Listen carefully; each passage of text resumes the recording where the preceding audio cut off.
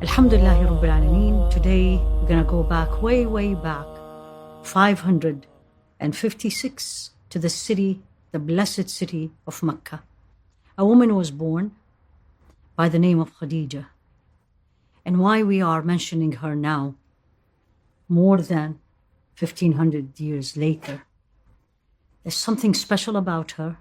In fact, more than one special thing about her that we all need, men and women, to look into deep and see what made her a builder of a nation.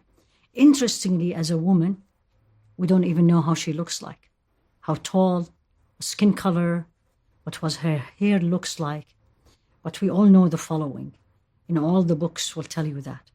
She was a businesswoman. She was a woman of honor. She was a woman of her word, support, and character.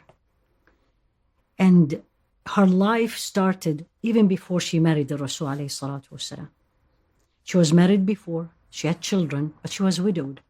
Many men really wanted to marry her. Noble, wealthy, businesswoman, very unique lineage, but she declined. However, after she dealt with the Rasul alayhi salatu wasalam, in the famous history, a story where she used him to take care of her business, and when he came back, and after they dealt, or he and she dealt with business, she came to know him. And now she decided she wanted to marry this man for only one reason. And there is way many reasons to marry Rasul alayhi salatu wasalam. But for her at that time was a noble man, a trustworthy man. And he was not rich, alayhi salatu wasalam. Then another obstacle, she was older than him. But for her was not an issue, and for sure for him was not an issue. The only issue he had, that she is rich and she may not want him. But she did. And in fact, she sent someone to him and saying, why are you not married yet? And honesty. And he said, I just can't afford it. And she said, how about if we'll get you someone who will not worry about the money or the cost, if you want to use the word. And he said, I have no problem with that. Who is she? And then she told him to Sayyidah Khadijah, and he married her, alayhi salatu wassalam. He was 25-year-old. She was above 40. I always ask myself, every one of us, after 50, 100 years, 200 years from now, how people will remember us, if they remember us. And look at the following narrations said by more than one Sahabi, one companion about her. Sayyidina Ali reported that the best woman in their time was two. Sayyidah Maryam was the best in her time, and Sayyidah Khadijah was the best in her time. Not only in dunya, but in akhirah. You always wonder, what will make me and you the best person, a man or a woman, of my time, let alone 1,000 years later, and most importantly in Jannah. There has to be something special that makes me that special. Now, not only the best person or the best woman of Jannah, but there's something unique about her that no other human being outside the prophets had that. And this is actually in Imam al-Bukhari. And Rasul alayhi salatu wasalam was at home, and Sayyidina Jibreel came to him. And he said to him, Sayyidah Khadijah is going to come and bring you a container of food and drink. And when she brings that, feel this, tell her the following.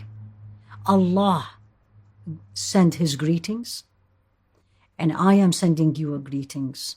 And give her the glad tiding of a house in Jannah from reed, and she will not have any pain or sorrow in it.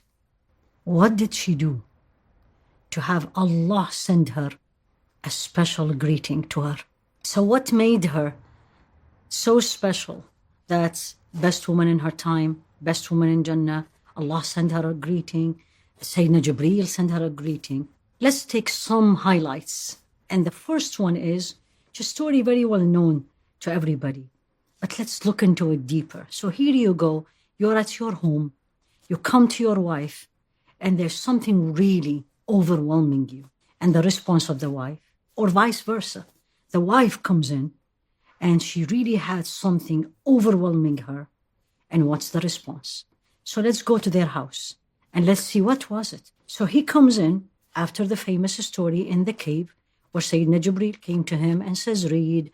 And then he responded, I can't read. And again, read. I can't read. Read. I can't read.